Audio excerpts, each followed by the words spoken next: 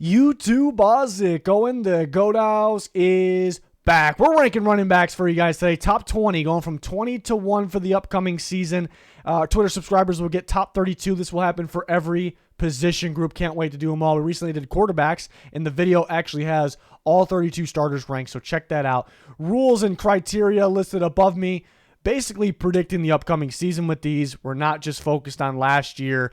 You're not focused on the past. Rookies will be ranked. There's going to be a really high rookie in this video, actually. So check out that recent quarterbacks video. I'm excited to get through all these. Cannot wait for the season to start. Can't wait for our in-season content, power rankings, score predictions, weekly picks with the boys. Cannot wait for all that. So like, subscribe, turn notifications on. Join us for all that. Twitter, good way to keep in touch. We interact with you guys a lot on there. Links pinned in the comments for any of our social media accounts and our sponsors. Liquid IV GLD, shop code GOAT. Links pinned down below. So top 20 running backs. Starting at number 20, Dameon Pierce was looking really strong, really solid in his rookie year. Did have that injury, towards the very end. But the Texans are going to run the ball. They add a quarterback early in the draft, C.J. Stroud, but they're going to run the ball first. They're going to open up the pass. If Pierce stays healthy, he's going to fit in real nice with that new offense that the Houston Texans will have. So he could kind of be that featured piece, that kind of gets the team going every single game. They did bring in Devin Singletary as well, but if Pierce stays healthy, he could end up being better than top 20. Ramondre Stevenson, who I've always been a fan of, he kind of shows how good a lot of these running backs are, because we got these guys ranked, close to 20, and they're very solid backs. I think Stevenson could be even better than he was last year, because they kind of tried to toy around with the outside zone, the Patriots, which was weird because that's not the Patriots' way early last year, and they kind of started to go away from it. And Stevenson's more of a power runner. That's kind of the Patriots' way as well. They're, under Bill O'Brien, then they go, more towards that, I should say. So Stevenson should have a pretty strong year. They are working out some running backs. Saw that the other day. Fournette, Darrell Henderson. There's some talk about Dalvin Cook. I don't know if I love the scheme fit. But so that kind of makes it interesting. How many do they want a guy like Stevenson get the full load? Sometimes they have the younger guys start to take some carries.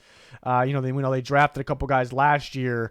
So could they start to take more carries? So Damian Harris gone though, so be interesting. Javonte Williams, very tough to rank. I love Javonte Williams. I think he has the skill, the capabilities of being not only a top 10 back, I think he has it in him to be a top 5 back. I was very, very high on him out of North Carolina. And right away, when we started to finally see him get more and more action, coming in the league, he looked legit, and he was in where he actually was more impressive than I thought was catching the ball too. But a super physical runner, so this guy can be a top 10, maybe even not too many people will say that, but I think he has the capabilities to be a top 5 running back. But it's tough because he's coming off that gruesome injury. He is ahead of schedule. Will he play right away? How will he be?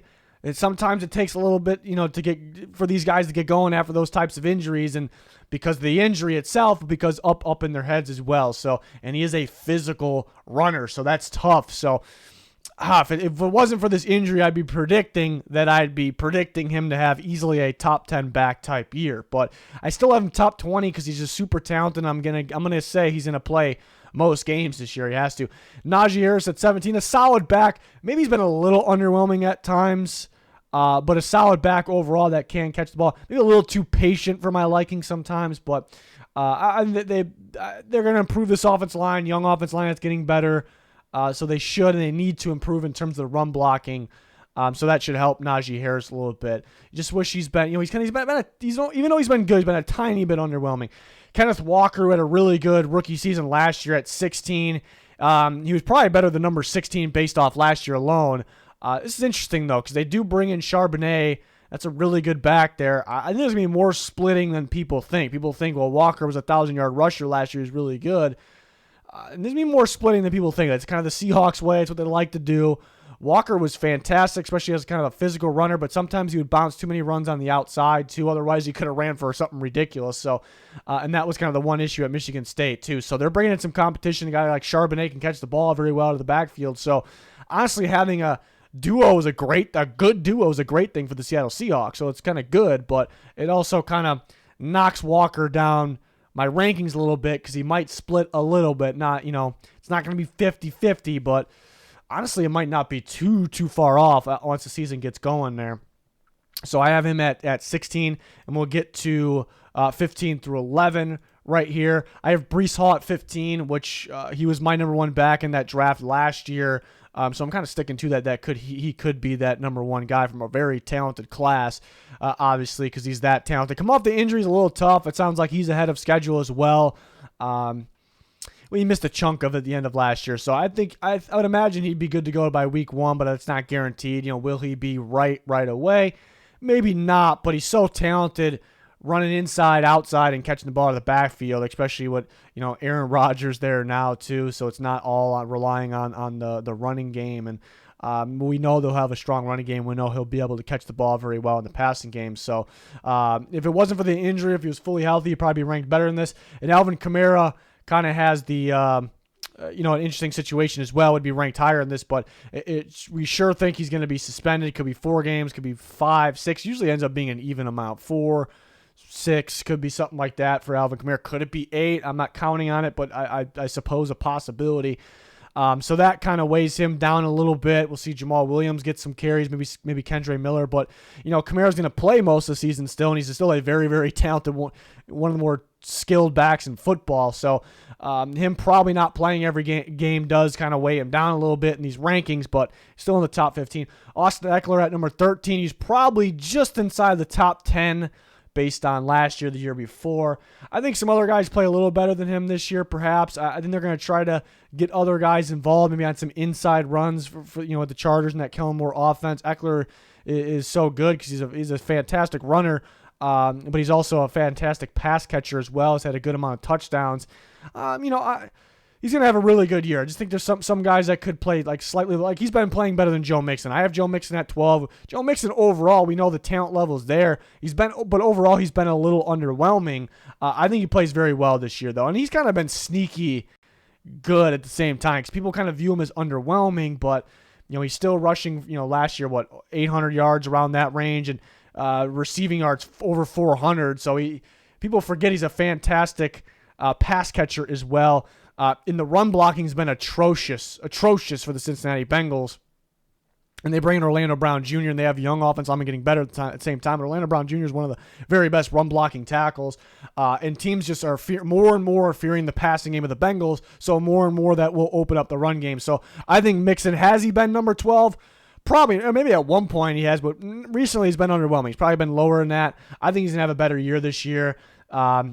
And he's kind of playing for that future contract as well, which I don't know if the Bengals would pay him, but somebody will pay him probably. So I think he'll have a pretty solid year. Also, they have other options too, so don't get me wrong, but they really liked Perine. So you don't have Perine kind of, since he's with Denver now, Mixon doesn't have him taking carries away from him. So that's kind of good for Mixon as long as he's healthy. Aaron Jones, another guy that's barely been inside the top 10. Maybe I shouldn't say barely. Maybe a couple years ago was easily inside the top 10. A.J. Dillon's been taking more and more carries from him. I still think Aaron Jones is more of the complete back. Good pass catcher as well. Maybe people underwhelmed by the touchdowns last year in terms of rushing touchdowns. But, yeah, I think some guys can just pass him up, with Dillon kind of taking a little bit more carries and maybe Jones' prime being 2 years ago perhaps, but still a very, very solid running back. It would be better if Dillon wasn't taking carries away from him, but I still have him at number 11 because he's a very good running back. So we move on to the top 10 now. I actually have Travis Etienne at number 10, which people forget, really last year was his first year because his rookie year he was injured and he was phenomenal for them last year. Such a key piece. Was a key piece for them in that second half of that playoff game. They came back and won. I think the reason, a huge reason, not the only reason, but a huge reason they got down so much in that game because they really weren't giving Etienne the ball enough is a huge piece of this Doug Peterson offense. A phenomenal pass catcher as well. I mean, when he was coming out of Clemson, some talk of him being like kind of a slot receiver type guy. So he's that talented. He's kind of today's style running back, and he's just getting going. He was phenomenal, getting better and better every week. Key piece of that offense, like I said. So I think he's going to, again, these rankings are more so predicting this upcoming year. I think he's going to make himself a top 10 running back here, so I'm excited about his season. Tony Pollard, excited about him being the guy. Kind of felt like maybe he was last year, kind of taking over for Zeke. And it sounds like he'll be ready to go. Even though he's coming off that injury, he could be ready to go week 1. So that's exciting news for Pollard. Electrifying back. I guess people will kind of wonder how will he be being the for sure thing every down backs. They use Zeke for blocking, but short yardage more importantly. So how will Pollard be with you think, more reps now, so that means he's better, and I agree with that statement. Most likely he'll be more productive, so better, but it's more of a role which maybe the Cowboys at times in a way doubted him a little bit, maybe just because they had Zeke and he was better. It was more so that in those situations, short yards blocking. So now we kind of get to see him in maybe a tougher task, but I think he'll be a top 10 back this year. Really excited about him being the guy. Dalvin Cook, it's weird seeing the NFL logo next to a guy's name. Dalvin Cook could sign at any time. He could be signing as I'm talking right now. Probably not, but if you did, I'd have to probably redo this video. But he's going to sign with the team because he's that talented of a back. He's kind of just waiting to see if somebody ups their offer. There's offers on the table, and then maybe if somebody's their running back gets hurt, then they swoop in, offer him a big contract, or even if it's 1-year deal. So it's kind of smart for him to wait. He doesn't really know, doesn't really need to be in camp right now or anything like that. A little early for that, but we're getting there. But overall, he's very, very talented, extremely talented. West Coast, outside zone style runner.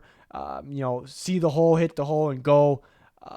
So he's a top 10 back still. So last year I was a little disappointed with the fumbling. Obviously, the fumbles kind of always kind of been there for Dalvin Cook, but last year was a little more frustrating than normal. So maybe he's not quite as good as he was a couple years ago. I guess depending on the team he's on, but he's still a fantastic back, one of the best, cut and go type guys in football. So we'll see where he ends up. Obviously, talk about the Dolphins, the Jets, teams like that, but wherever he'll go, he'll be the guy, and he'll be extremely, extremely productive because that's Dalvin Cook.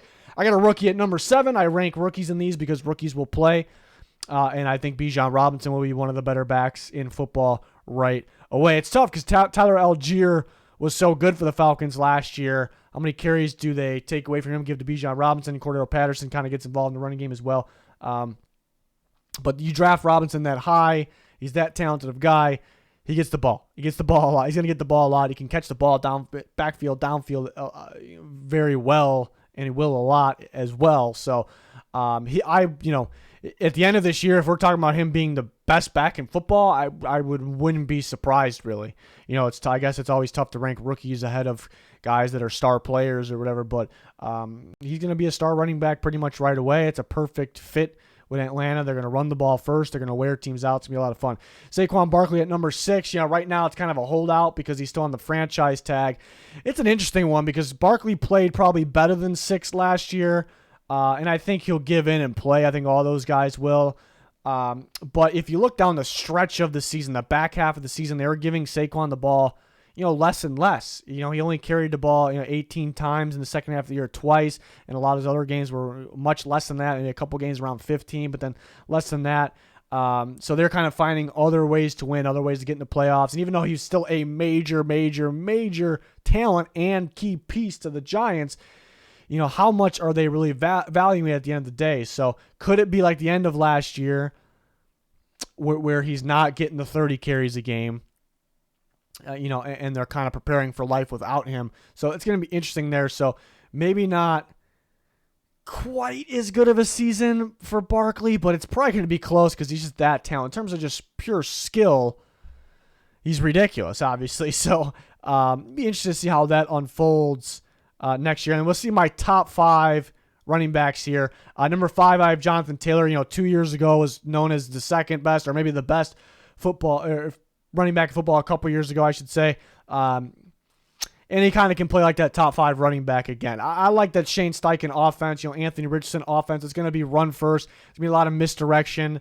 And I think that kind of fits Taylor a little bit. I think it's going to open things up for Taylor a little bit more, like it did in his big season a couple years ago. So I like that. I like the style of offense, basically, is what I'm trying to say. So I think he's going to be very productive this year, and he could be known as even better than 5. Josh Jacobs had a monster year last year, and it felt like he was just getting going. It's not like he hit his ceiling yet. It just feels like he's got more and more and more.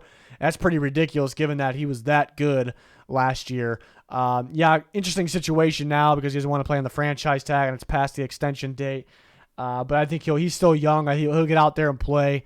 And he'll get his carries. He'll be very, very productive for the Raiders. Again, super young still, super young. and he's just getting going, it feels like. He is just getting going, so it's just scary to think. Like, so it's a guy that is a candidate to be the best back in football. And I've been a Derrick Henry number one pretty much every year. Here. I think some guys may be passing him up now. Not that he's really declining. Is he as good as he was maybe 2 years ago, 3 years ago? Probably not. It's pretty damn close, though. I do think, his job's kind of been made tougher and tougher. The offensive line struggle a little bit, more stacked boxes, teams kind of game planning for him. And he's got to be wearing down a little bit, but he's still a top tier, top 3 back. He could be the best when it's all said and done. I think he's been the best. Like, in general, if we're not talking specific years, I think who's been the best running back in football over the last several years, like, it's been Derrick Henry to me. So, he's the king for a reason. Finally predicting some guys to kind of pass him up. I'm going to go Nick Chubb at 2. Monster season last year, was up there at the top. The Browns are going to be more feared in terms of the passing game here with Deshaun Watson, the receivers they have, the weapons they have, and they're kind of going to get, Watson getting more and more in there, more prepared. They had a whole offseason, so that passing game will scare some teams. Is it going to be elite? Not saying that, but it'll scare some teams, and actually could open things up even more, which Nick Chubb doesn't need anything more opened up for him, but it could really get him going. Hunt not taking any carries away from him anymore either. He's not there. But they do have other guys. But Nick Chubb just feels like another guy. It felt like he's already gotten going, but it wouldn't surprise me if he got even better. So I think a guy like that, physical runner, Derrick Henry's been like kind of the physical runner. I think maybe, even though it's already been close, it's been Henry above Chubb. I think finally here, maybe age plays a part of it, but Chubb kind of getting past him. I think him having maybe the second best or third best offensive line in football, the Browns, plays a big part as well. Just the Browns having a good roster. And I'm going to go McCaffrey at number 1. And we always kind of deep down knew McCaffrey for years and years could be number 1, but it was kind of health and the Panthers struggling and health, durability concerns, kind of holding him back. And some people along the way might have said he was number 1. I think it's been Derrick Henry. I think other guys have been, Chubb's been better at times. Jonathan Taylor had a better year. Delvin Cook's been up there. Alvin Kamara maybe. But what we saw from McCaffrey when he was on the Niners, a ridiculous team, obviously. How they play football, how they smash mouth football, they run the football. And they're unique too, and that kind of plays a part of his pass catching ability. Kind of plays a part in that, but I saw him get better, and I saw the full Christian McCaffrey. The full Christian McCaffrey, because we all kind of knew what was in there, what the talent that was in there, and it was a good sight. It was a good sight. The dominance. I watched him play at the end of last year, even in the playoffs, and key moments.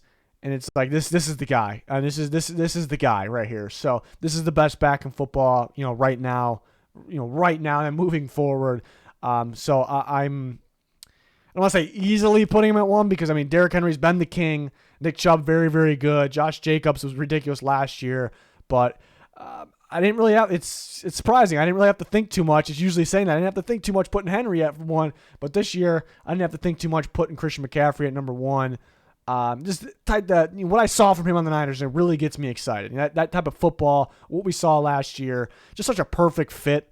I think any great running back's a perfect fit with the Niners, but just to get the most out of him, So I'm really excited about all these guys that are watching him this year. I'm excited to see where Dalvin Cook ends up. Still easily a top 10 back. Honestly, depending on where he goes, I guess that ranking could shift a little bit.